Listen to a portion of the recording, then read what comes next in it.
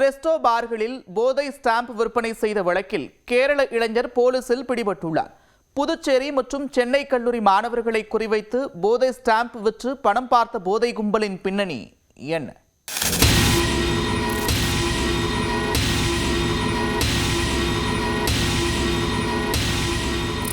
புதுச்சேரியில் போதை ஸ்டாம்ப் வைத்திருந்த மாணவர்களை போலீசார் கைது செய்து சிறையில் அடைத்தனர். மாணவர்கள் கொடுத்த தகவலை வைத்து சென்னை மற்றும் பெங்களூருவில் அதிரடி காட்டிய புதுச்சேரி போலீசாரின் விசாரணையில் தெரிய வந்தது என்ன? புதுச்சேரியில் கலர் மது பாட்டில்கள், கஞ்சா உள்ளிட்ட போதைப் பொருட்கள் சட்டவிரோதமாக விற்கப்படுகின்றன. அதன் ஒரு படி மேலாக தற்போது போதை ஸ்டாம்ப் எனும் போதைப் பொருட்களின் புழக்கமும் அதிகரித்துள்ளது.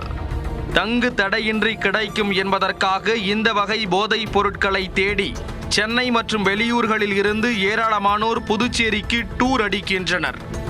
இந்த நிலையில் லாஸ்பேட்டையில் ரெஸ்டோ பார்களில் சுற்றுலா பயணிகளுக்கு போதை ஸ்டாம்ப் இருப்பதாக போலீசாருக்கு தகவல் கிடைத்தது. உடனே சம்பந்தப்பட்ட ஏரியாவில் போலீசார் திடீர் சோதனையில் இறங்கினர். அப்பொழுது சந்தேகத்திற்கிடமாக நின்று கொண்டிருந்த இளைஞரை பிடித்து விசாரித்த போது அவர் 28 வயதான சசிதர் என்பதும் ரெஸ்டோ பார்களில் டிஜே இசை நிகழ்ச்சிகள் நடத்துபவர் என்பதும் தெரிய வந்தது.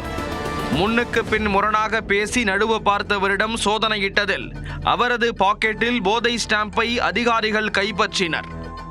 LSD எனும் இந்த வகை போதை ஸ்டாம்ப் 1 கிராம் அளவு கொண்டது. இதை நாக்கின் கீழ் வைத்துக் கொள்பவர் 24 மணி நேரம் மகா போதையில் திளைப்பர்.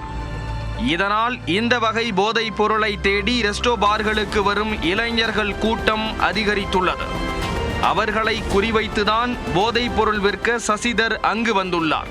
சசிதரை கைது செய்த போலீசார் அவருக்கு எங்கிருந்து இந்த போதைப் பொருள் கிடைத்தது என விசாரித்தனர். அப்போதுதான் போதை ஸ்டாம்ப் சப்ளை கும்பல் குறித்து பல திடுக்கிடும் உண்மைகள் தெரிய வந்தன. ரெஸ்டோ பாரில் டிஜேவாக பணியாற்றிய போது பாருக்கு ரெகுலராக வந்த மருத்துவக் கல்லூரி மாணவர் ஆஷிக், பொறியியல் பட்டதாரியான சந்தோஷ் ஆகியோருடன் சசிதருக்கு நட்பு கிடைத்தது. சென்னையில் கல்லூரி பயின்று வந்த இருவரும் போதை ஸ்டாம்பை சசிதரிடம் கொடுத்து புதுச்சேரியில் விற்க சொல்லியதாக தெரிகிறது. இந்த நிலையில் சசிதர் கொடுத்த செல்போன் எண்களை வைத்து ஆஷிக், சந்தோஷ் ஆகிய இருவரையும் கைது செய்த போலீசார் அவர்களிடம் இருந்து 17 போதை ஸ்டாம்புகளை கைப்பற்றினர். முக்கிய நபர்களை பிடித்து விட்டதாக நினைத்து கொண்டிருக்கும் போது இவர்களுக்கு இன்னொரு கேடிதான் போதை ஸ்டாம்புகளை சப்ளை செய்ததாக தெரிய வந்தது. அது தொடர்பாக போலீசார் நடத்திய விசாரணையில் சென்னையில் இருவருக்கும் போதை ஸ்டாம்ப் விற்பனை செய்த கேரளாவைச் சேர்ந்த ஹசின் என்பவர் வசமாக சிக்கினார். கூடுவாஞ்சேரி அருகே அடுக்குமாடி குடியிருப்பில் தங்கியிருந்த ஹசினிடம் இருந்து 5 லட்சம் ரூபாய் மதிப்புடைய 100 போதை ஸ்டாம்புகளை பறிமுதல் செய்தனர். பின்னர் ஹசினை கைது செய்து விசாரித்ததில் தலைக்கெல்லாம் தலை என்பது போல கர்நாடக மாநிலம் பெங்களூரைச் சேர்ந்த நபரிடம் இருந்து போதை ஸ்டாம்புகளை வாங்கி தமிழகம் மற்றும் புதுச்சேரியில் ஹசின் சப்ளை செய்து வந்தது தெரிய வந்தது. இந்த நிலையில் போதை ஸ்டாம்புகளை பெங்களூருவிலிருந்து கடத்தி சென்னை மற்றும் புதுச்சேரியில் விற்று வந்த பலே கும்பல் மீது போலீசார் வழக்கு பதிவு செய்தனர்.